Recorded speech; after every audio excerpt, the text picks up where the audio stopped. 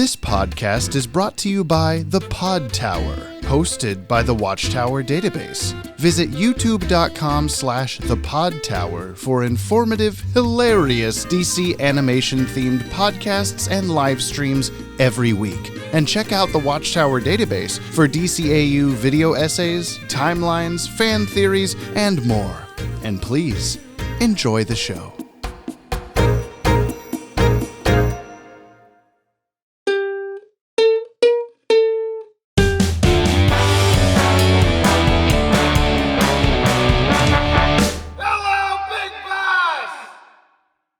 I pressed the red button. What does that mean? The red button is... So mine didn't do that. It's making weird. Anyway, I'm gonna count and clap for no reason. 3, 2, 1.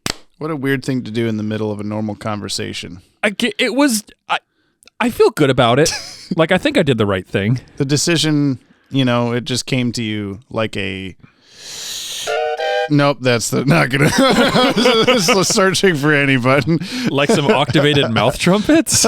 Yeah, octavated. I like that word. I was just recording with Dylan and Gab. I forgot to tell Gab that she rules. I really meant to do that. God damn it. Just remember. Oh my God. Gab, you rule. You're not listening to this.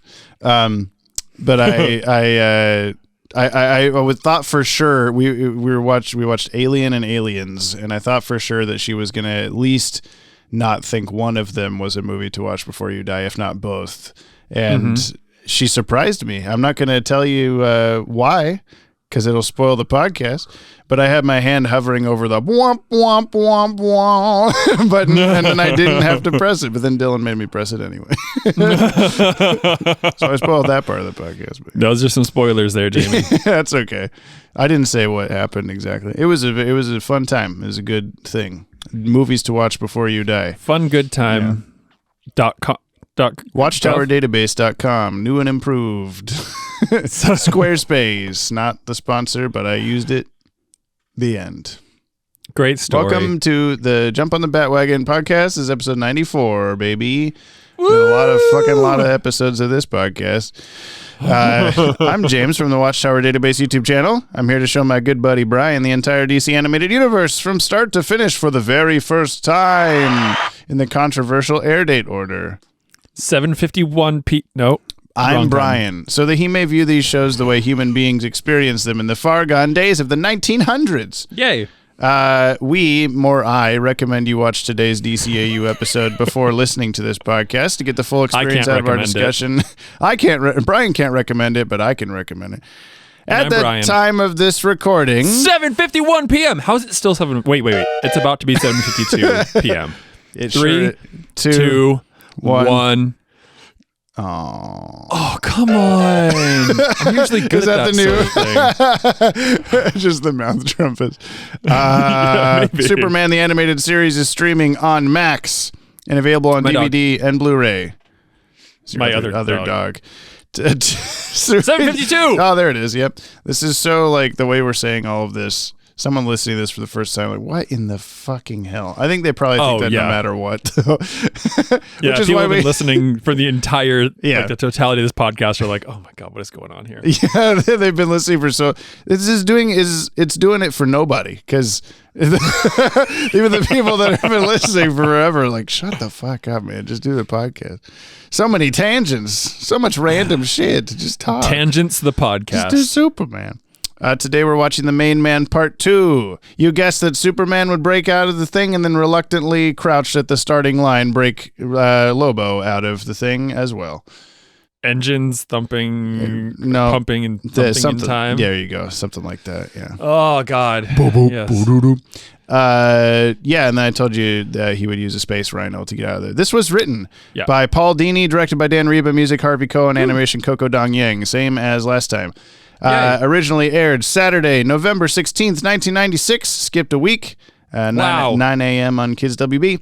This is the 10th aired episode and produced 11th, which is not anywhere near. So far, we've had in production order. Let's see. The Way of All Flesh, Feeding Time. So those were flipped. The Main Man Part 1. then Stolen Memories, then the next episode that we haven't watched yet, and then The Main Man Part 2. So, what? Just wildly out of order. But they at least so controversially, we're watching in the order that makes sense, where Part 1 and Part 2 are back to back, except for that spaceship thing from last time of right, never taking it to space. Yeah, that's pretty small beans. Yeah, whatever. But there will be another one this time too that we'll talk about. That's a weird continuity thing. So Oh, great. Mm-hmm. Brian, what you drinking? You're drinking nothing. Dough? I need you a drink dough. You don't even have a drink. That's the whole point, man. Yeah, I need somebody to hook me up with a drink. Wow. Someone like Robbie? Yeah, Robbie. Who bought us Yoppie Bevs. He bought me my Monster Juice Mango Loco that I'm drinking right now, and Brian's disappointed in, probably. I'm very disappointed, yeah. It says Unleash the Beast.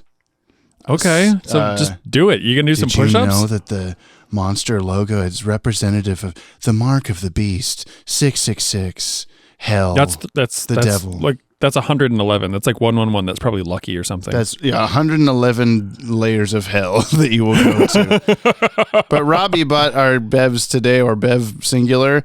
He says, thank you for the podcast. Right now, I am in the hospital, which sucks. But your podcast helps me not to go crazy. Well, I hope you're not in the hospital still, because this was like maybe a month ago that you sent this. But they're stacking up, and we're doing one at a time. So, my God, if you're still there, hello, and good God, I hope you're okay. If you're not there, thank the mark of the juice monster that you are out of the hospital. Yeah, that we all pray Robbie. to. Be healthy, my friend. Be healthy, and we're gonna do push-ups in your honor. In your honor, there's one Bev, 5 push-ups. What? Let's do twice as many, just for Robbie's honor. Twice as many as last time, so 50 push-ups. You want to do 50? No, I don't. I want to do 10. Okay, I'm gonna do 10.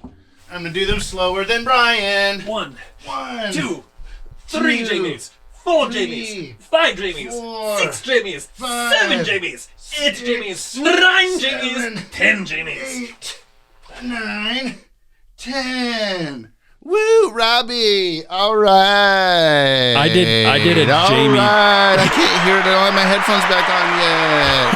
There it was. There it was happening. I did Jamie push-ups this round. What does that mean? I yelled Jamie. Oh, I thought you meant like he does them wrong. I did them like he does. You can't even see me. You don't know. Have you watched me do a push-up before? Probably. No. Have I? I don't know. I'm pretty sure you've never done a push-up before, but thanks to Robbie. I've never. You're right. There was a point in my life where I did my first year of drum corps and the physical fitness merit badge at the same time, and I was at peak Jamie physical fitness, and I'll never get back to it. I disagree. Other than a tremendous amount of back pain, you're doing great. I got brown nipples. I'm all good to go. James Strecker with the Hershey Kiss nipples. James Strecker. Do you want to go watch the episode and then talk about it as we are wont to do? Can I have a second to think about that? Mm-hmm. Okay. Yeah, let's do it. Okay, cool. You ain't gonna bail without your old pal Lobo, are you? If any creature in the galaxy deserves to be locked up, it's you. Why, you dirty... Lobie, are you getting rowdy again? Huh? Oh, no, I'm cool. Come on, man, cut me a break. They keep me so pumped with gas I can hardly move. I gotta get out of here. So you can attack the Earth again? I don't think so. All right. I don't need you. I'm the main man. You hear me, you rag frag and geek wad? Oh my, such language. It might take me a week. It might take me 10 years, but I'm gonna bust out and kick that big red S of yours all over the galaxy. Right after I'm done nuking the Earth into guacamole, and that's a promise.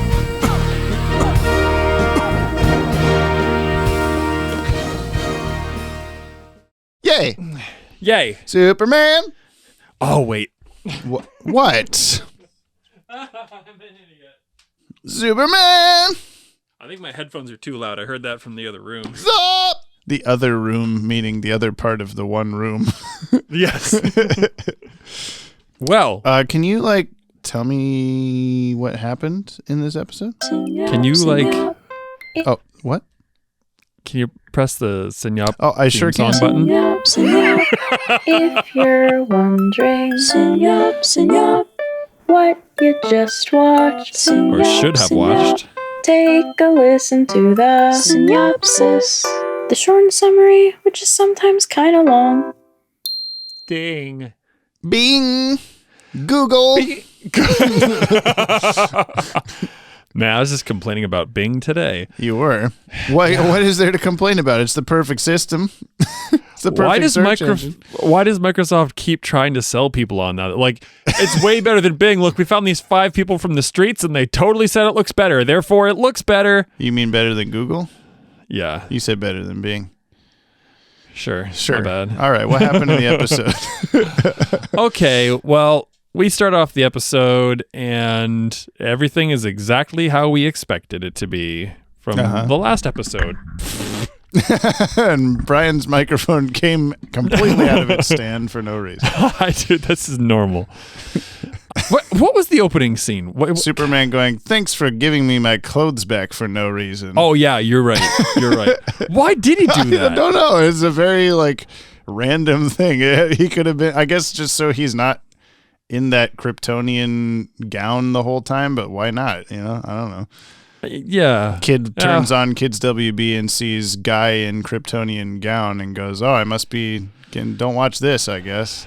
Wrong channel. I was looking for Superman. This is a guy who This looks and clearly- acts like Superman in a different costume. They keep playing the Superman theme still every time he does anything, but it can't be him because this guy is in a Kryptonian gown, said the 7-year-old watching Kids WB. Is this 7-year-old you? No, this is 5-year-old me, but I wasn't watching it yet. I wasn't watching any of this yet at this point. Well, anyway, we start off the episode and Superman and Lobo are still in their respective cells. Mm-hmm. Lobo wakes up in like what kind of looks like a dorm room or whatever, and he's got some robo babes. Yeah, a Kiz poster. Yeah, it's definitely not Gene Simmons at all. Nope. Yeah, they're trapped, and Lobo's like, "I'm gonna punch out of here," and then these robo babes are like, "Guess what? We're gonna gas you," and he's like, I've been gassed," and he like falls asleep or whatever. I every time that they gas him, I just think of in part 1, the police I think gas Lobo, and Superman does. Someone gasses Lobo while he and Superman are fighting. And Superman's like, "Oh, he's been knocked out," and flips him over, and then he just goes like, "I love you too," mwah, or something like that. Like it was a fake out. Gas doesn't affect him apparently. Right. But then at the end of that episode, and 5 times at the start of this one, he's like, "Oh, the gas for a friggin' gas fuckheads," and all. Like, why now? Why is it bad now? It's Eggy Wrinkle's special gas. We can't have Eggy Wrinkles in the title twice. No. I wasn't, but so you can't.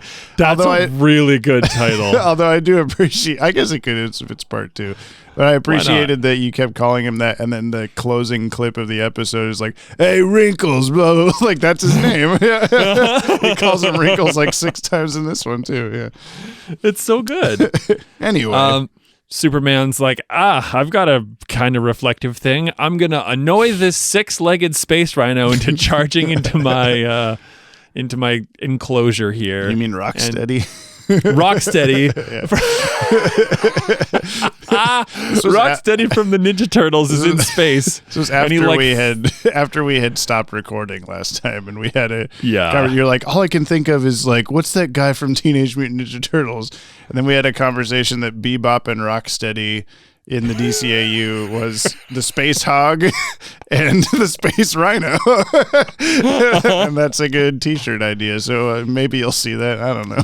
Yeah, it'll be Lobo's hog motorcycle, and then maybe being ridden by stood on by the Space Rhino, or them just standing next to each other really unceremoniously, and Bebop and Rocksteady, it says. Anyway, I'll figure it I out. love that. Yeah, so Space Rhino like punches the enclosure with his face, kind of busts open a hole, and Superman like, I don't know, gets out of there, even though the Space Rhino got in there. Yeah, he was And really then- mad at him, and then Superman moved out of the way, and he went, "Ooh, a tree," and started eating that instead. And as you said, Tree Star. Motherfucking tree stars, and starts eating them. So then Lobo's like, hey, Superman, I see you got out. Why don't you get me out of here? And Superman's like, I don't know. And Lobo's like, I'm going to fuck you up. And the Robo babes are like, we're going to gas you. And he's like, ah, shit. And Superman's like, Pinky swear that you're not going to fuck up Earth. And he's like, okay, Pinky swear. And Superman punches him out of there. Lobo ties the Robo girl's gas tongues in a knot. And you said, "Oh, that's hot," or something. There's some interesting imagery with them just opening their mouths real wide and then eyes rolling back in their hoses. head. Yeah. Fire hoses come out of their mouths. Before the gas comes out, there's just like a notable tube in their throats, and I'm like, "What is this?" Oh, okay, it's gas. What is this for? Yeah. Because I can think of 3 uses. Yeah. Fragging and geeking and Oh my god. Okay, so Lobo gets out. Robo girls are defeated. 4 more Robo guards show up. They defeat them, and then Squeak? Yeah. Squeak's brother and co show up, and they're like, "Hey, how about we kill the guy?" And Eggy Wrinkles is like, "Yep." And then those 3 are. What am I forgetting? They were sent by Pizza the Hut first to go. Oh my god, they were sent by Clayface. Yeah. Leech is cool. Face. I'm glad he's not, leech face Clayboy. He came out of the ocean with a bunch of leeches, and so now he's in space. Anyway, He Clayface disintegrated is alive. so many times, he's like, I will just become the ocean, and then this won't happen anymore. So, yeah, there's another fight. We got Lobo and Superman. They're all teaming up now, fighting against Squeak's brother. Eggy Wrinkles is like, well, I guess it's up to me to mess everybody up. And Superman, meanwhile, like goes into like the Earth pen where there's a dodo, and he gets like Earth sunned by a yellow lamp, I guess. Earth Sun by a yellow lamp. I almost like that better as the subtitle. You have to have a lot of ellipses in there. Yeah. And then an exclamation mark at the end. Lamp. So then Superman starts beating up everybody, and Eggy Wrinkles comes out to beat up Lobo, and he's like, hey, guess what? I can crawl. Lobo tears the skin off of a giant desert snake. He sure does. Okay. Yeah. And you were, oh my God. Yeah, it's very horrifying. Yeah. That's pretty. I can't believe they got that by the censors. Yeah, I know. Good job, everybody. And then it jumps into the just Sand. cool, soft sand after that. Yeah. Not coarse at all. Nope. Good for your exposed muscles and veins. So glossing over that, Eggy Wrinkles is now the sloth from House and Garden. House and Garden. Like it's Poison Ivy something. House and Garden. Like big eyeball lip things. Yeah. Yeah, and he's got the 3 claw. Like it's still a sloth. He's a big red space sloth, and he's harder to fight. And Superman comes in and he's like, "Wow, this guy's harder to fight." Lobo's just laying on the ground now, and then Lobo's like, "Hey, guess what? I'm gonna do a good thing." And he harnesses the powers of explosive decompression and more or less launches Eggy Slothy Wrinkles? Slothy Wrinkles, yeah. That's what I was Slothy about to Wrinkles, say, he yeah. like more or less like shoots him into space, but he catches the doors at the last Pokemon minute. evolved in front of them. Yes, he did. That's how it happens. I was like, can he only do that once, or can he somehow stuff himself back in the Eggy Wrinkles suit afterward? Ooh, that's a good question. He's like the cockroach in Men in Black. Ew. Yeah, so then to the Eggy, what did we just decide he was going to be called? Wrinkles. Slothy Wrinkles. He's like, oh, maybe he's going to get back in. And then like a microwave or something hits him in the gut and he flies out into space. And then we fast forward to Lobo's in like beach garb, and Clayface the Hut is like getting bathed by Squeak and company. And Superman has taken the whole ship's worth of stuff back to his wank cabin, and the end. I like the shot of Slothy Wrinkles getting microwaved out the hole. He's like, he's holding on for dear life, and then much time passes where he's just standing there holding it, and then just microwave out of nowhere. For some reason, I remembered like it cuts back to Superman and he throws something, or you at least see a shot of something coming loose off the wall or something, but no, it's just like microwave, and then, oh man, my weakness, and flies out of there. It was the straw that broke the wrinkles back. It was the microwave that broke the wrinkles front. Yeah. I don't know. There's a lot of goofy shit going on in this episode, but I like this episode. It was really good. Yeah, it was. You like it better than part one, I would say, probably. Oh my God, yeah. Yeah, like I said last time, it's like part one is just like the setup for all of this shit to happen without necessarily like, I don't know where else I would have split it other than where they did in the story, but it's just seems like the first part is just like, okay, Lobo, fight Lobo, and then this is where all the interesting things happen. So, it you couldn't have fit all of that into one episode. No, like I get it now. You could maybe if you took out like half of the just like random asides where Lobo gets to crack wise, but then you would lose all of the Lobo wisecracks. So, Yeah, and in this episode, like you could trim out the like snake bit. Yeah. You could have trimmed out probably some of the fighting. I mean, it would the first, if it was one episode, it would have just been so like so rapid fire. Yeah. So I am Lobo. I'm here immediately. Yeah. Yeah. I'm Lobo. Let's go to space. This guy caught us. Okay, let's get out. Yeah, exactly. Microwave. So that being said, there was a really like strangely long fade out to commercial. That weird creature. Yeah. After they first, I always like think that's so weird because they first escape their enclosures and running away from the zappy robots or whatever. And it just like they all go off screen as if like, oh no, what's gonna happen? And the music just keeps going and going and dun dun dun dun dun bum like it goes for so long, and it's just slowly zooming in on some weird little like fish man in a tank. And it's just like, what is like? It almost made me feel like it should be like a freakazoid, like, and who is the amazing fish man? What does he have to do with this or whatever? Like, what's up with the fish? Yeah. Are you gonna make that into a TikTok now? It should, yeah. Lay off the poor beavers, will you? Yeah, I don't know. He kind of looks vaguely Yoda-esque, doesn't he? Yeah, he's like a Gil Mason. That's what happened to Gil Mason. Oh no! The preserver took him on his ship. Yeah. Shit. Yeah. There's lots of good stuff in this.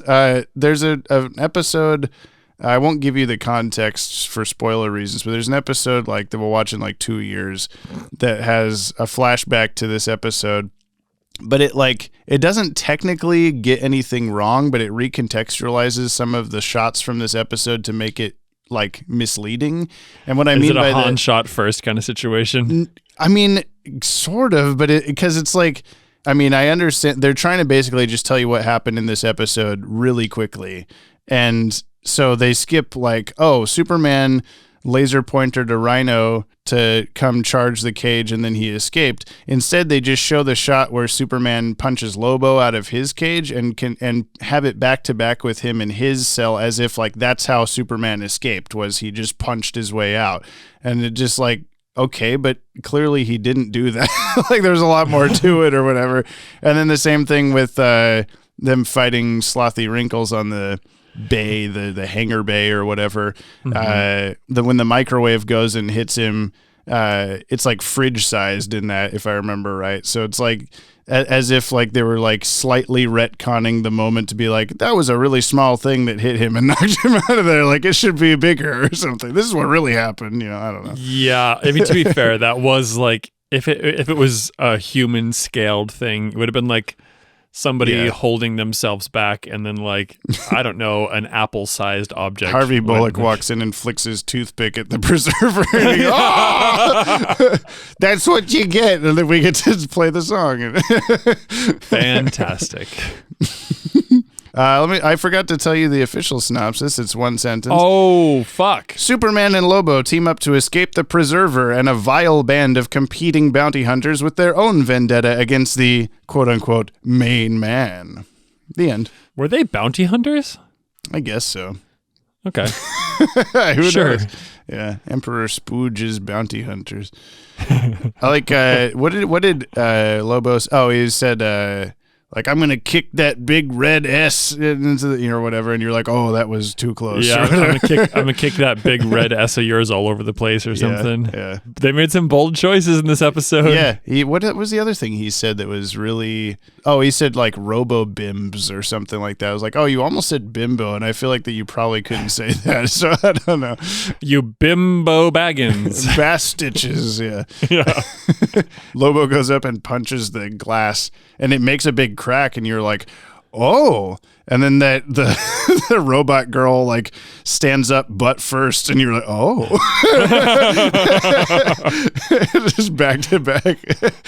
It was a good couple seconds there. Yeah. Yeah, I thought my thing was like, okay, if he can like nearly punch through it in one go, they gas him, he wakes up, he goes back over and punches it again. Yeah. Like, also, I was confused because I don't think there was any passage of time off screen or whatever between like Lobo tries to break out and gets gassed and he face in the pillow. And then it like pans over to Superman going, what do I do? I'm going to laser point at the Rhino and the Rhino came over here and got me out. And then immediately Lobo's like, hey, Superman, they keep gassing me all the fucking time. And I'm like, isn't that the first time? And it just happened. So what how are you awake? I suppose it could have been a passage of time we just weren't made aware of. Yeah, it went by too fast. I don't know. When Eggy Wrinkles is bursting out of his face, he says, or you said, like, oh, what does this look like? This looks like, what have we seen this before? And for some reason, I was like, is Brian latching onto like the character designer for a lot of the like monsters and creatures and stuff in this show is the guy who would go on to, his name's Glenn Murakami, and he would go on to head Teen Titans and did a lot of designs for Ben 10. And there's one of the Ben 10 aliens that he turns into looks a lot like the big red thing that Eggy Wrinkles turns into. So I was like, does Brian know about this Ben 10 character? I barely know about this Ben 10 character. No, I watched Teen Titans, but I never watched Ben 10. Yeah. I just was like, it's a kid with a watch, and his last name is, I think, Tennyson. It is, yeah. Yeah! Which Ben 10 is actually based off a DC comic called Dial H for Hero, where he has a little watch that he just turns to different superpowers, and then he gets that superpower. And I believe, and there's going to be Ben 10 people listening that are going to correct me on this. Sorry, Levi. That are like, yeah, I'm pretty sure what happened is they wanted to make a Dial H for Hero show, but couldn't get the rights. So they're like, well, we'll make our own thing that's just slightly different. It's aliens instead of superpowers. And now it's different. Like, barely, yeah. but yeah. That's you great. gotta love it, yeah. Good thievery. The dodo, you said, oh, good job, Superman. Don't put the dodo like back in the environment. Do you think it would survive if he did do that? There's only one of it, so hard to say. I mean, the species won't survive either way. Well, I guess the bigger question is like, didn't dodos go extinct like 300 or 400 years ago? Like, how is that one alive? No, it wasn't that long. Really? Yeah, Are you sure? Here. Yes. Okay. There's like photos of dodos. Okay, all right. Died off at the end of the 17th century. Yeah. Oh, I guess maybe there are recent. The photos were a lie. We doctored the dodo. It never existed. 1662, 1681. So late 1600s. James for the dodo trivs. Well done, sir. Well done. God, that's a weird looking bird, isn't it?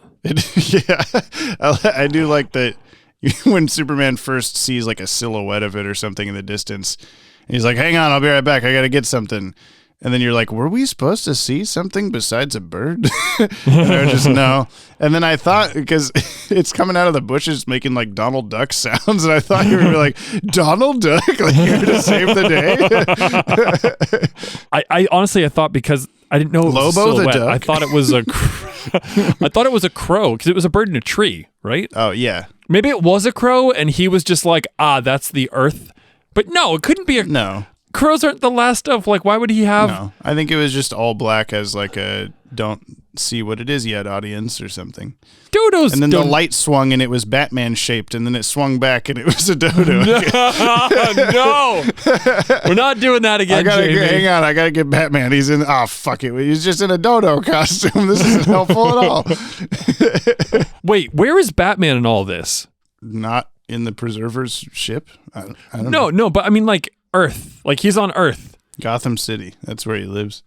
But why is he not like... There's like an alien attacking Earth. You think Batman might be like, that seems like a thing I should maybe go deal with. We'll see Batman not too long from now. Don't worry about it. Yeah, but this, like... I don't know. Come on. That's the question that will happen forever, is like, we're in someone else's show and we'll be like, why didn't Superman stop that thing? Like, because he wasn't there. I don't know. Why aren't the Avengers in every Marvel movie? Because Batman was just too busy being a journalist or something. A college dick. Let me tell you the cast of this episode, okay? Everybody's the same from last time. Just tell me. Tim Daly as Superman / Clark Kent, Brad Garrett as Lobo, Sherman Howard as Preserver, David L. Lander as Squeak, Don Harvey as Nah. Wow. Guess what? We have Richard Mole as Emperor Spooge, previously Two-Face, Bat Computer. That is a wow. It's Richard Mole, Brian. I'm not that wowed. I also I didn't list this before because it's uncredited, but do you remember in On Leather Wings, there was that security guard. I knew you were going to say that. There's a security guard walking around with a tape recorder, like practicing his radio voice. Oh, yes, actually. I do remember that. That was Richard Mole also, apparently. Really? Yeah. I'm not going to give you a wow. No, thank you. Oh, I did it for you. Frank Welker as Serpent. Wow. Big Snake Boy. Wow. He was previously Isis, Catwoman's cat. Wow. And Thug in The Demon's Quest. Wow. Which was the guy going like, no, don't take my mask off. This is a terrible fake accent. I'm a white guy. That guy. Wow. He's also Fred in all the Scooby-Doo shit. Wow. Last is Laura Cody as Alien Girls. Both of them. Laura Cody. So she played a character named Gigi, who I assume is a dog, but I don't know, in Rover Dangerfield. Ket and Ket's aunt in Kiki's Delivery Service. Kay, restaurant woman, and lighter brunette groupie number 1 in Akira. Oh, that's where I know her from. Yeah, lighter brunette groupie. The lighter brunette. Yeah. Female motorist in My Neighbor Totoro. Shital and Okami in Castle in the Sky. There's been a bunch of bit parts in anime like Bleach, Tenchi Muyo, Dirty Pair, Vampire Hunter D, Mobile Suit Gundam, background voices in a bunch of Metal Gear Solid games, and then the two like non-animated, non-video game things that stuck out to me were she's in Schindler's List as Kate Smith impersonator, and my first thought was like, who's Kate Smith? Yeah, exactly. And I thought, is that maybe one of the like survivors that you see, like the real person at the end of the movie, but maybe she played like the younger them or something. But it turns out that Kate Smith was like a singer actress in the 40s that I've never heard of. And so she must be, in the movie somewhere, quote unquote, that played by this woman. I don't remember. I need to watch that movie again, but I purposely don't because it's distressing. You know what we should do? What if instead of watching Superman, we watch Schindler's List, and then to round out the evening, we watch The Pianist after that. Yeah, and then we'll just both be dead. Then we'll watch Coco after that. Aww. The other thing, she was fame groupie in This Is Spinal Tap. So I don't. What groupie? Fame. So I don't know if that's describing the name of another band or describing just like a noun. I don't know. Interesting. I mean, there are lots of groupies that come and go in that movie, so that's excellent. I only have 3 quick tribs for you, and one Give of me them the is tribs. very obvious. The Kiss poster, Kiss, duh, fucking Yeah. duh. The episode title featured in part 1 displays an Arabic numeral, so the number 1, whereas part 2 features the conventional Roman numeral, 2 eyes. So I don't know why they did that, but they did that. Cool. And then this one is very opinionated. It says, one of the ships in the Preserver's docking bay bears a resemblance to the Bat-Wing. It was a big green Bat-Wing looking thing. But not, I mean, it looked not really. It's just pointy ship. Honestly, I when I first saw it, I'm like, what does that remind me of? And I realized it was the star. And I'm not up on this stuff. I'm so sorry. It was like the Star Wars symbol that you see on like the sticker on the back of everyone's car. Yeah, that's what it looked like to me. Yeah, that's all I got for tribs. That's cool. We didn't do keen effects last episode at all. Like I realized listening back. So we could do a catch all keen effects. I don't remember any keen effects from the last episode. No, I don't either. I don't really think there were any. The laser, the Lobo's hog shooting laser beams at the Superman ship, I guess, was kind of cool looking, but not. I mean, you see it a million times in the intro to the show too, so it's not that great. This one, you pointed out the like shadowed Superman in the sparky hole, and then he flies out of there unshadowed. Yeah. Shadowed Superman in the sparky hole. Those are the technical terms, yeah. Yeah, that was the one for me that really stood out as like something like unique and graphical. The whole he's a silhouette with like heavy white outlines, and it was a good look. Good look for Superman. He's like Venom, but for Superman. That's true. He had just had the Venom symbiote on him in the hole, and then he just flew out of it. Yeah. Just said, nah. He knows Spider-Man, you should have just flown out of this. He's just known to just leave. Are we going to count that? It's a new Superman power for this episode, flying out of the symbiote? No. Probably I don't think he displayed any new powers of perception, powers of shining a thing in a rhino's face. That's always my thought. Yeah, I don't think he had the red light already last time, which they didn't show this time. They just made you like remember that's why he couldn't do anything, I think. Yeah, I don't think they showed it. No. They also didn't do any sort of previously on Superman. They're just like, here you go. That's a good point. Would they have like live or maybe that's the same deal as when we were watching Demon's Quest with Joe and like you had it previously, but we didn't or whatever. Yeah. Maybe. The streaming service assumes that you've just been binging the show and it just goes, yeah, you were there. Whoever edited the previously is just like, oh man, my legacy. That's so sad. Really? Like he didn't do very much other than like fly and punch in this. He didn't try to do like heat vision, I don't think. He used a bit of X-ray vision. Oh yeah, he looked at the dodo. But only to be like, we're being surrounded. Huh? Are you being surrounded by a serial killer? I'm being surrounded, but it sounds like a group of ladies. I think my neighbors must be having a party or something. Ooh, a group of ladies. Do they have gas mouths? Invite them in. Invite them in so I can tie their tongues in a knot. Yeah, that's how you This worked out way differently in my imagination. Is this episode books or hip-hop? It's pretty hip-hop to me. Hip-hop. Yeah. He's bald, I'm bald, we're all bald. But who's the baddest bald of all? It's James and Brian's final call. The Balderarchy. Now, Eggy Wrinkles and Slothy Wrinkles are indeed one and the same person, but do we count them as different characters? I don't think so. No, I think it's one character, but also like Clayface. Oh yeah, Emperor Spooge. I mean, he's just a big spooge. He doesn't have hair at all. No. We don't know for sure that Eggy Wrinkles doesn't have like little like, whiskers or some shit. I mean, we didn't see any. The main man part 2, are we doing Preserver again or Emperor Spooge? Emperor Spooge was, I guess he was a bad guy, like in the grand scheme of the universe, but not like to Superman necessarily. Yeah, that's true. Well, but he did send the guys there. I don't know. I feel like because Eggy Wrinkles, later Slothy Wrinkles. Yeah. Slothy Wrinkles.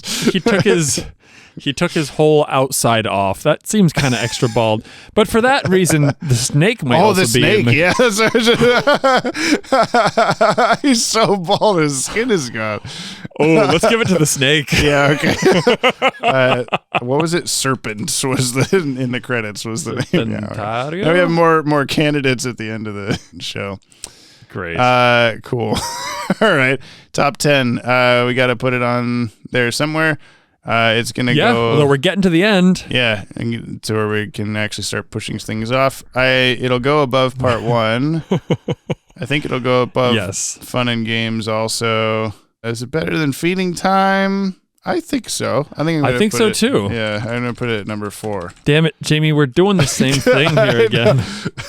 I don't know. This show's a lot more agreeable, I guess, of whether like that was bad, that was good. Yeah, cool. Well, look at that. We both put The Main Man Part 2 on number 4 on our top 8. Oh, Love sorry. it. You put an E at the end of yours, so I'll do the same. Oh no. The main. Oh no. Okay, we'll go do the mail. We'll come back. I'll tell Brian the name of the next episode. That's how it works, baby. Hooray. That yacht. That one small extra yacht, put it over. We drop what we drop? Our weekly yacht. Oh yeah, those. Into the comment box. First, there sure was a lot. Now Jamie harmonizes. Too bad we're all. At least I am. Just Dylan Pollock. Oh, wow, it's so good. Thank you. I'm a musician. You are. If you want to reach out to us like the fire hand at the end of the Cat in the Claw Part 2, you can send us an email or a 60-second voice message to batwagonpod@gmail.com or leave a comment on today's episode on the Podtower YouTube channel. Woo. But please don't spoil anything past this episode for Brian. Yeah, okay? Don't do it. This is from the Big Lebowski. Greetings to the two of you silly bastitches. Hey. Really enjoyed rewatching this production of The Big Lebowski. I really enjoyed the casting of John Goodman as Lebowski. Not sure about Jeff Bridges as Clark, but he did a workman-like job at least. Julianne Moore's take on Lois Lane was interesting, but she really needs to put some darn clothes on. This is a kid's show after all.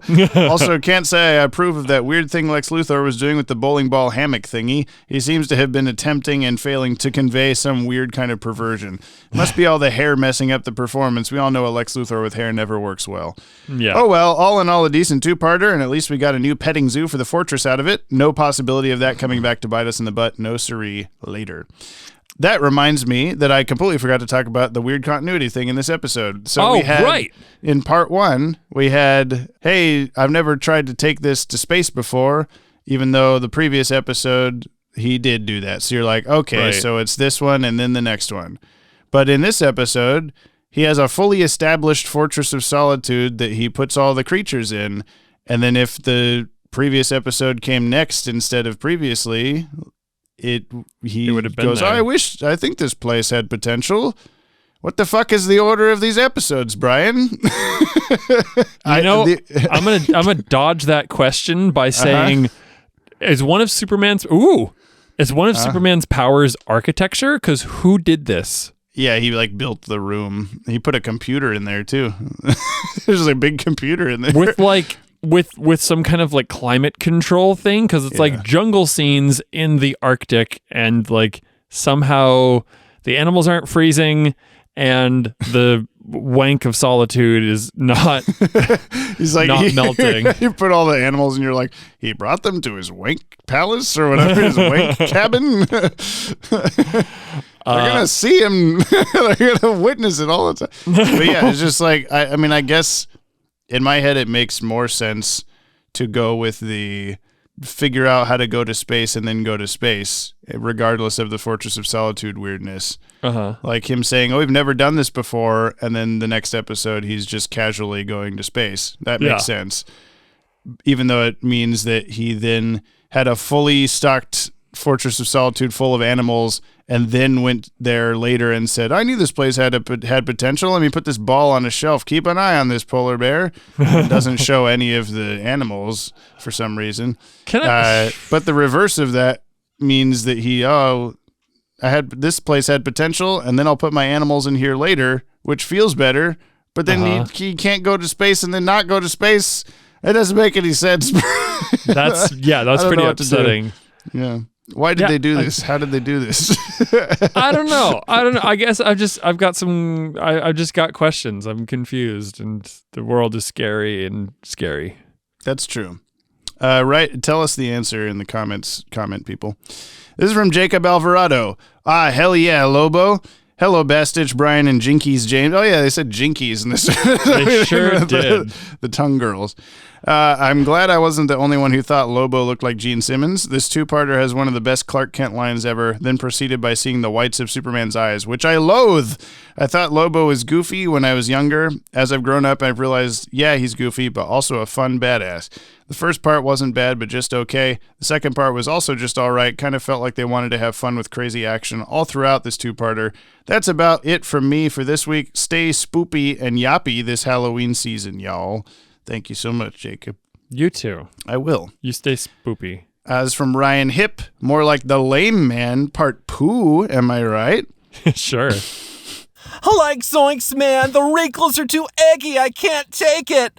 You know, the part of last week's message that I was the most proud of was the Hey Arnold reference, and that's the one thing that didn't seem to land. Oh, man. I'm so distraught over this that I'm now too afraid to leave my stoop. I forgot to mention last time how a Kids WB show got away with saying the word colostomy. 0 fucks. You know, I'm just shocked by the caliber of guest star this show keeps getting. The role of Emperor Spooge was played by none other than former President Trump in the role of a lifetime. Oh, and I love how we get a requisite Superman Jesus pose when he's standing next to the dodo, because you can't have enough Superman Jesus poses.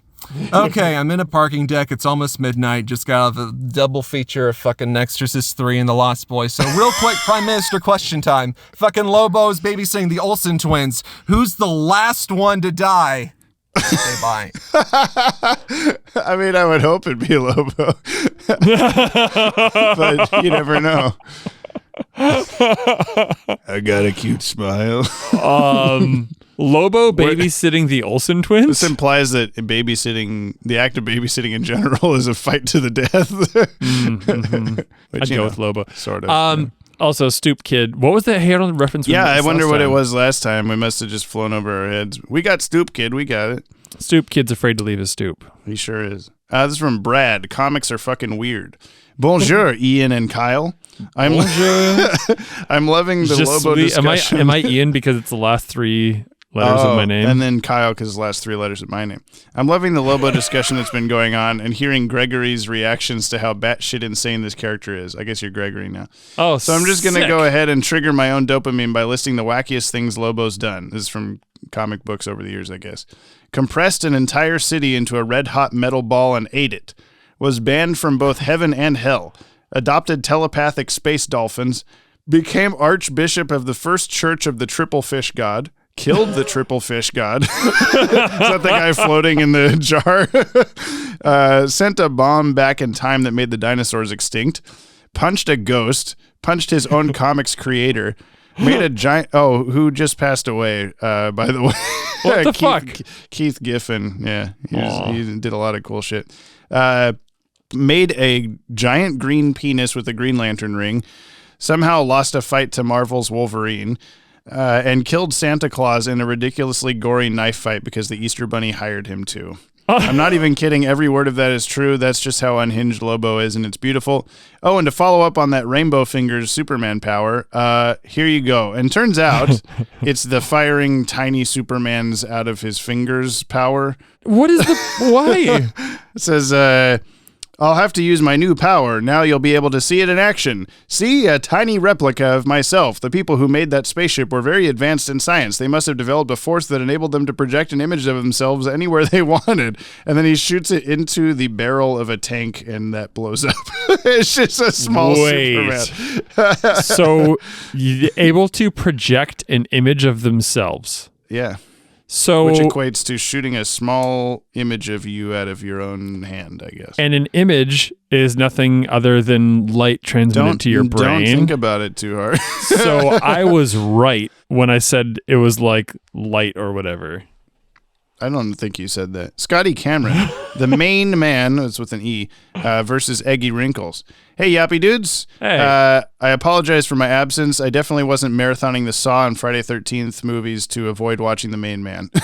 Are you glad to see the conclusion of the main man 2-part saga? This is my first time actually watching the main man 2-parter because I wanted to save it for watching along with the podcast. Oh, that's cool. Aw. Thanks. I like how Superman does the cat laser pointer trick on a rhino to free himself while Lobo begs Superman to free him. I must say, Batman really messed up Clayface for him to be spitting leeches onto Nah. Oh, okay, so he's Thank you. yeah. Thank and you. his men. I guess Clayface is happier being an emperor to aliens. Eggy Wrinkles hulking out was unexpected. I didn't know he could do that. Yeah, I think it was nobody did.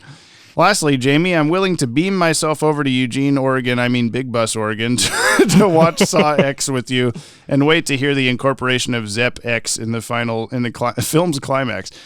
Just let me know when. I'll fire up the transporter. Stay Yoppie, Scotty. Scotty, Jamie doesn't live in Eugene. That's true. Neither do you. We live in Big Bus. No. This one is from Keen Machine. Oh, yeah. Oh, yeah. Greetings, Brian and James. Oh, I'm Brian. That's true. So I've just finished rewatching both these episodes. What a wild ride. Humpty Dumpty here says he doesn't usually take sentient beings, but then has a garage full of alien vehicles and a camo strike Bat-Wing.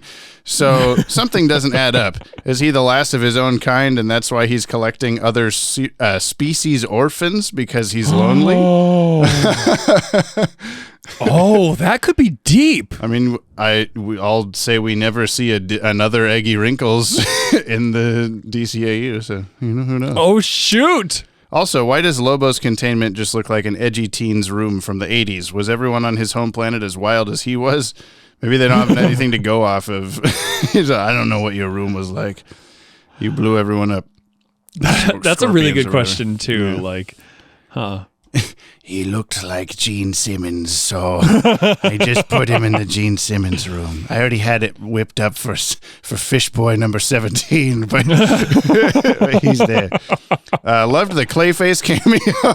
Finally, Brian gets to see what happened to him after BTAS. Nice to know he landed a solid gig as Emperor of an alien planet far away from any attempts to be thrown off a cliff again by Batman. Until next time, keep it keen. Keen Machine. Thank you, Keen. This is from Lanola Cola, Tug on the Super Cape. I forgot the rule about 2-parters. Good morning / afternoon / evening, Super Manili and James Olsen, for a shorter edition of Tug on the Super Cape. It'll be shorter because I watched both parts of The Main Man and placed all my thoughts on both episodes in my email last week. So the only thing I can do now is make a Conker's Bad Fur Day reference about Main Man Part 2, a.k.a. meeting the great mighty Spooge. Until we yop again. I wish I got that reference, and Brian's probably never even heard of Conker's Bad Fur Day, so... No. Great. This is Thanks. This is from Zane Beatty.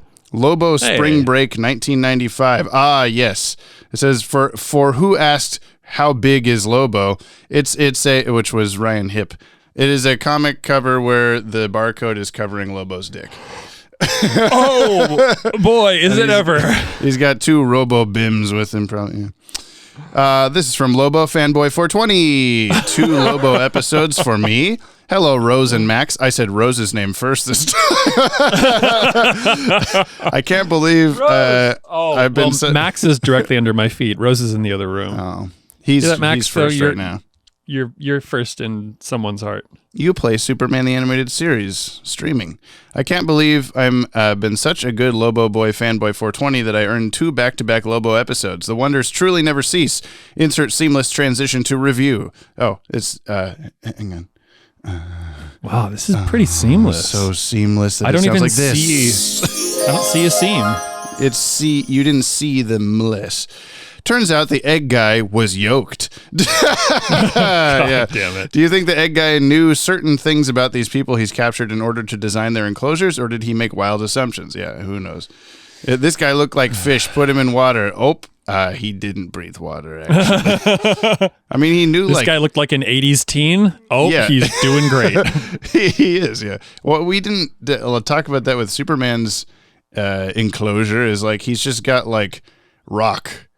Like there's shiny rock in there. Was that supposed to be like, oh yes, like the Kryptonians had? Like, have you been to Krypton? No, rocks everywhere. Well, that's true. That's all we know about it. It fell apart into rocks. There's rocks and tentacle beasts. But mostly rocks. Yeah. Shoggoth. Yeah. Anyway, I give this episode 10 out of 10, the perfect and preferred amount of Lobo. Fun fact, I originally added the 420 to the end of my username because I thought it was a funny visual to imagine Lobo, but instead of smoking a cigar like usual, he's smoking a fat doobie. Then I remember this version of Lobo doesn't smoke, on screen that is. Anywho, all y'all go for now. Lobo smooching and saying I love you too. Blaze it. Thank you.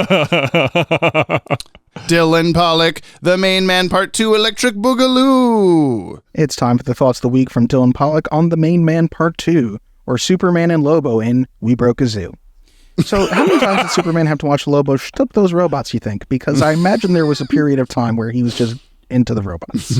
Also, speaking of that zoo, why is the biggest, most destructive animal not in a glass casing like all the other ones are? Why is it just like got a tiny fence it can easily run through? So it can break Superman I want to see out. the version where also Superman hasn't recovered from the red sunlight yet and terribly cuts his hand on the piece of glass he's squeezing to test his power. Also, I keep going back to all the stuff that's going on in the zoo. For a kid's show, it's pretty incredible. They let Lobo skin some kind of snake creature and just like rip all that off. And speaking of wrinkly, eggy sack man, or whatever we were calling him, how does the preserver squeeze into his wrinkly, eggy sack? It's time for the questions of the week. James's favorite parts. How does Superman eat all these endangered creatures multiple times a day? How does he have time for this? Second question, off topic. If you're dyslexic, is it difficult to do the YMCA? I would imagine so. Wait. Okay, tell me, Jimmy. Yeah. Is that right? Uh-huh. That's Is the that Y. right? Yeah, and that's the M. Is this right? Yeah. Uh-huh. And then A. Yeah, you got it. No, it's not bad. Don't tell any. I won't tell Brian that he did it all backwards. It was all complete. That he did the C where the Y is. I'm sure glad I didn't mess that up at all. CMYK, he said. Why didn't we do that to the working in the marketing department? I would say that Superman, he must feed them. The dodo was eating something when he walked by, I feel like. Like, when you say, hey, dodo, at the end, he was like eating dirt, something. He just feeds the dirt. He just... Wait, does Superman eat? Good question. I mean, we see him eat, or we will if we haven't, but whether he needs to or not, I don't know. Maybe he just doesn't need to as much or something. It's just like any time we're like, when does Batman go to the bathroom? Does Superman have a butthole? Does Superman have a butthole? Next Watchtower database video. Brian won't get this to is watch. really going to trump the yellow bat suit video.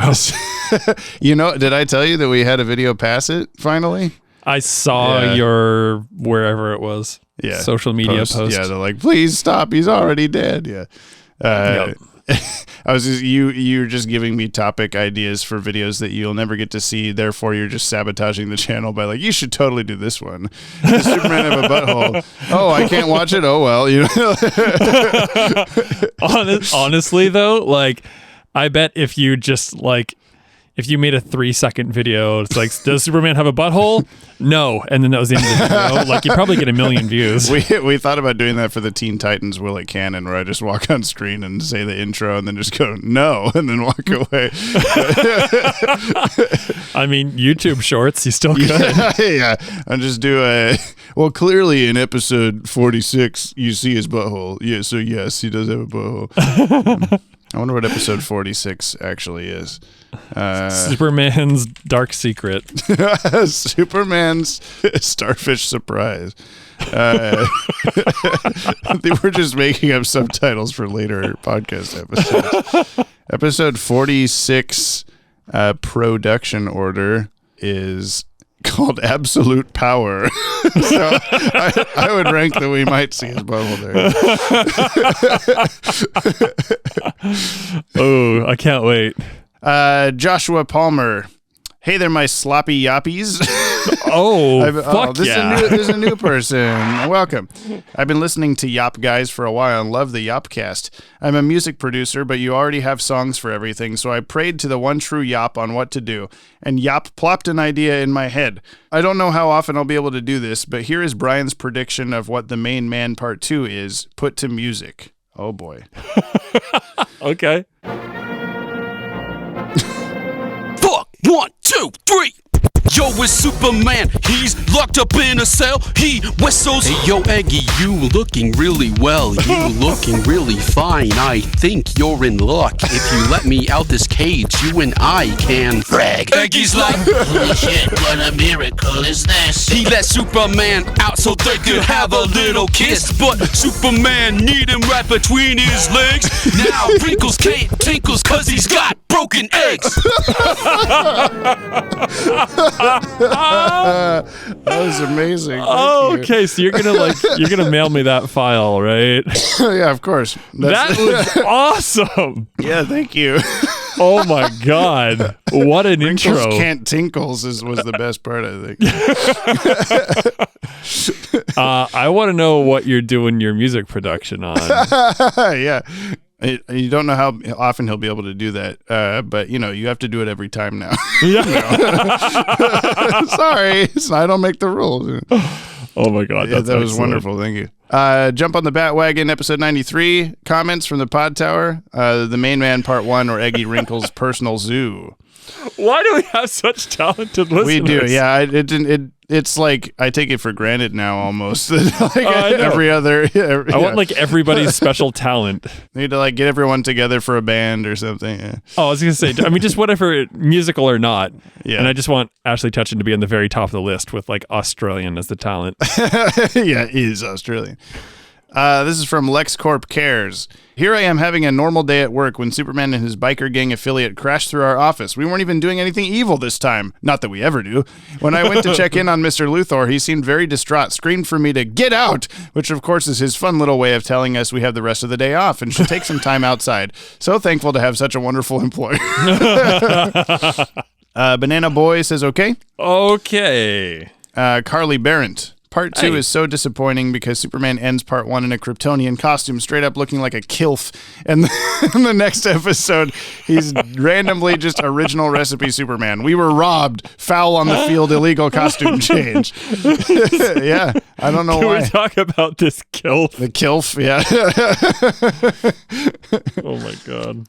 Batgirl fangirl, hey! Superman at the start of the episode. I'm not an animal to be stuck in a cage. Superman at the end of the episode builds his own zoo in the Fortress of Solitude. Don't know how I feel about Can that. we talk about that for a quick second? Because I had the same thought. It's like, to me, Superman doesn't seem to be the kind of guy that would like, he's just doing the same thing that Eggy Wrinkles did. Yeah. You think he could have like somehow communicated with them and be like, hey, where can I put you in this whole galaxy thing? Well, yeah, because I can, on one level, I can understand blanket like idea here is like, okay, Eggy Wrinkles was like imprisoning them and was like like he was keeping them alive, but they what a life they lived, whatever. And like, oh, if I don't save them now that the preserver's dead, then what's gonna happen to all these? Like, I get the idea, but yeah, he like, if he and Lobo were in there as like sentient, intelligent creatures, chances are like at least a couple of the other ones, if not all of them, are also just like the last, the last lizard person that Brainiac forgot to smush with big rocks or whatever, And then he's just like, come live in my ice cave. Watch me masturbate. And they're like, oh my God, this is even worse. What hell is this? So, who knows? I wonder how he got them all back to Earth on his lap, one at a time in his little spaceship. The space rhino must have been a tight squeeze. Whoa, that's a really good question. I guess they would have driven the main giant preserver ship Ark thing to would they have? Earth, and then like all of LexCorp's people are like, holy shit, another alien. He's like, hang on, I just got a zoo here. I just got to beam these guys down. Well, yeah, I don't know. No, because he would have had to. We saw him go into his wank cabin.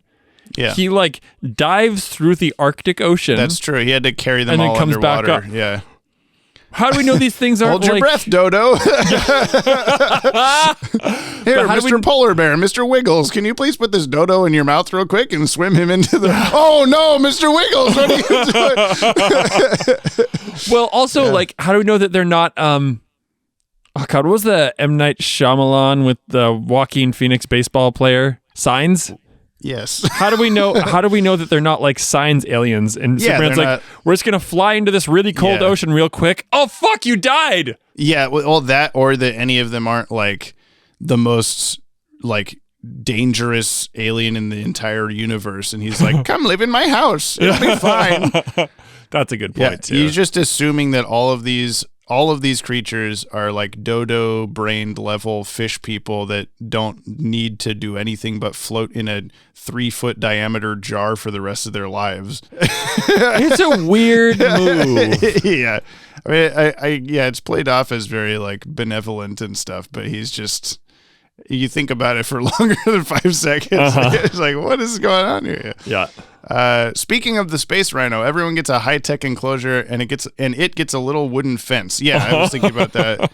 I half expected the robot that was talking with the preserver to say, "I told you wood wouldn't hold it." Maybe it was the last of its kind, the wood. Yeah, it was also, and they just crushed through it. Everything in there, even the glass, the enclosure, they just murdered glass of its kind. The last glass tube planet people. They just puts them inside him. I love these Lobo episodes. They had me laughing so much. As you know, I'm watching them for the first time myself, and every time I've watched Estes, I've thought, that was wonderful. I continue to be impressed. Fantastic pod as usual, James and Brian. I'd just like to give a big thank you to yourselves and all my fellow listener that have kept me so much entertained as I get my new home into shape. I've been listening to every one of these, and you've all kept me very much entertained these past few months, so again, thank you all. Keen podcast, 5 stars and 5 dodos. Well, there was 1 dodo, but you know what I mean. Well, thank congrats! You, yeah, congrats on the new house. I hope that's going smoothly for you. Yeah, that's always quite the chore. So, that's from Clowntown 97. Do you think Eggy Wrinkle smells? If so, how bad? Did he have a nose? I don't think he could smell. I am upset by that joke, Jamie. Hang on. There we go. There it is. What do you think he smells like? I bet his outside, like his white self, didn't. That sounds bad. I bet the OG latex version of him probably didn't smell, but I bet the red one smelled like just really anaerobic and nasty because it's been hanging out in pleather or whatever for however long. Yeah, he's just been sweating inside the egg sack. So many good new podcast title. Yeah. Arturo Morales. Rest in peace, Keith Giffen, co-creator of Lobo, Blue Beetle, and Rocket Raccoon. Yes. I didn't realize he's Rocket Raccoon. That's cool. Evil Banana Man, not okay. You know what, Evil Banana Man? That's okay. That's okay that you're not okay. We're going to be okay with this. You can't stop us. Juan Pedro. Hey. When Superman throws Lobo through Lex's office, in English, Lobo yells, "Kill, maim, frag, destroy." But in the Latin Spanish dub that I first saw the episode in, he says something that literally translates to, "Superman, you son of a bitch." Look it up. It's very funny. What? That's pretty cool. I'm going to need my girlfriend to translate that, but... LexCorp Cares replied, "I can confirm that Lobo said both versions. The whole office was upset by the profanity." I love LexCorp. Oh, no. The Banana Baby. Goo Goo Gaga. Translation: It's been 93 days living in this strange place. The comment section of a podcast called Jump on the Bat-Wagon while talking about Superman. Confusion aside, it's been weeks since anyone has heard from my father, Banana Man. My uncle has seemingly taken his place. But seeing as my uncle is evil, I wonder if he has something to do with my father's disappearance. My brother is here too. He seems to be trying to keep the balance against my uncle that my father once held. If you're reading this, please know that everything is going to be okay. I need a comic book. This is getting the lore expanding more and more. Banana Baby. Can you translate this for me, Jamie? Yeah. Okay. Banana Baby. Do you need anything? Is that it? Yeah. Okay. Yeah. I just want to know if he needs any food. Goo Goo Gaga. Got it. Thank you. All right. And last first is Mark Aquino, The Main Man Part 2, or Crazy Weird Alien Ship for the Win Part 2, or Ben 10 destroys the Golden Batwing. like I mentioned last week, if you thought Part 1 was weird, oh mama, here comes Part 2 to go beyond that. They brown slug-spitted Jabba the Hutt knockoff was voiced by Richard Mole, who also voices Two-Face. So say it with me now for old time's sake. Wow. Harvey. No. I thought I had to wow that time. Wow. Pizza the Hut. No. Those robot alien girls for some reason remind me of the fembots from Austin Powers. Of course. Yeah. I wonder why. Although this would have been made around the same time as the first Austin Powers, so coincidence? Probably. Wait, what? Really? What year is this again? This was like 96? a year before Austin Powers, yeah. Wow. Yeah. God, I'm old. I love the build up to the reveal with the enclosure that contains the last dodo from Earth, how the camera tilts up to show the yellow sun with the leaves falling down, very anime-like if you ask me, and then Superman takes a deep breath, absorbing all the energy to get his full strength back. It's such a satisfying moment, in my opinion. And it's in this one that the Jack Kirby design influences are really prevalent, with the Preserver hatching into a big red Kirby-esque monster. Again, people, I love this story. This is an entry in the DCAU that I like to go back to every now and then because of how outlandish it can get. It's just a simple, fun time that really establishes how aesthetically distinct STAS is from what we've seen so far, and it's only going to be even more otherworldly from this point on. Boss biggest bear hugs to the number one podcast host in this year multiverse of ours, Jim the Fish and Biggity Bisquick. Praise to our Lord and Savior, Dylan Pollock. Keep up the great work on your own podcast, and remember to tell Gab that she rules. Yeah, do that for me, because I forgot. Likewise to his loyal disciples, all the names. You're all the absolute best. Don't you ever forget that. Forgot to mention last week that Taylor Swift has a song called Superman, but it doesn't actually involve the Man of Steel. She just uses the idea of Superman always busy saving people as a parallel to someone she once knew that she wished had more time for her. It's a simple song, but the emotions ring true and is way less melodramatic than the Five for Fighting song Superman, that's for sure. While I think of it, I'll just rank the most notable songs titled Superman or themed to Big Blue from best to worst in my opinion. Superman by Taylor Swift, Kryptonite by Three Doors Down, I Am Superman by R.E.M., Superman It's Not Easy by Five for Fighting, Superman by Eminem, and Jimmy Olsen's Blues by Spin Doctors. I'm not aware of that one. What about Superman by Goldfinger? Looking at you, Vitz. What about Superman that, oh, now I mean you, Crank That Soldier Boy? No. Oh, and I'm going to another emo night that's also a costume party. Here's a hint who I'll be dressed as. His name rhymes with Hark Bent. It's Mark Dent. Boy, this comment became too long till next week. Big ol' whoosh, I just flew away. Thank you, Bye. Sir.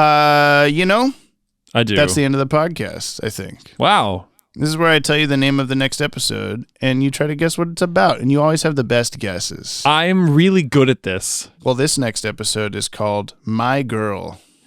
My girl. My girl. My girl. Talking about roast beef. Roast beef. Inside jokes. Oh, someone's going to read that the wrong direction. Oh, yeah. That's not at all what we were talking about. No.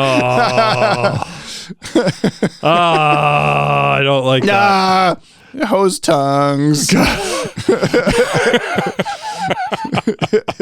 Hose tongues. Hose tongues. My girl. Is this a Clark and Lois heavy episode? Yes. Kind of. Well, Lois not as much. Is it about Clark? What other girl have we seen Clark Batgirl with? No. What? Well, we remember the second episode of this show when he's in high school. Oh yeah. What the hell was her name? Lana Lang. Lois Lane? Lex Luthor. Wait. I'm noticing a thing here. Clark Kent. There was also Bibbo Babowski. Well, Bibbo Babowski, yeah. Superman mermaid girlfriend. What was her name? Lori Lamaris. Why? Okay, well, I'm just going to say this is a thing. I don't know why. Superman goes to an ice cream social with a girl. Okay. There is a social event that they go to. Yeah, ice cream social. Yeah, you're right. Yeah, you got it. Well, thank you everyone for listening. This has been James Jecker, and I'm Brian Buneely? Brian Bumneely. Brigadier, what did he call you this time? Biggity Bisquick. I like Jim the Fish was what he, and I'm hoping that's the name of the little floaty guy. We just need to know more about this I know. guy. He seems so important. Oh my gosh. All right. Yeah, Well, bye. That's the end of the podcast, everybody. We'll see you next week for my girl. Mark Dent and Lori Lamaris go to an ice cream social. So thanks, listener, for listening. And a great time was had by y'all. You've made it to the end of the podcast. You This did is good. the end of the podcast. And that's how come I was so late getting back here, Spoogie. I knew you'd never let me down, Lobo, despite rumors to the contrary.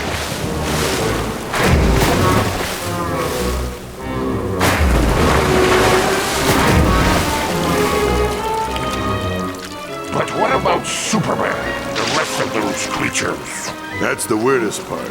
Me, I'd have let the critters drift or maybe host a 3-year barbecue. Not old Soups. Said he had a place all picked out for him.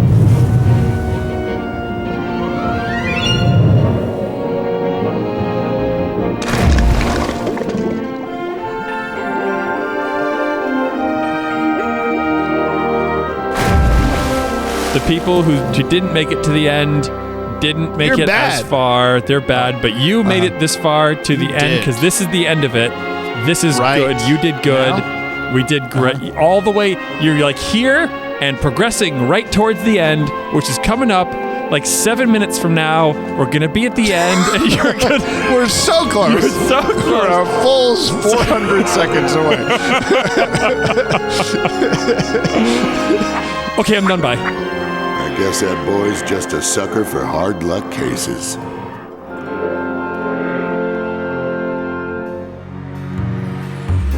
Jump on the Bat-Wagon is hosted by the Watchtower database. Subscribe to our YouTube channel for DC Animated Universe videos on a regular basis.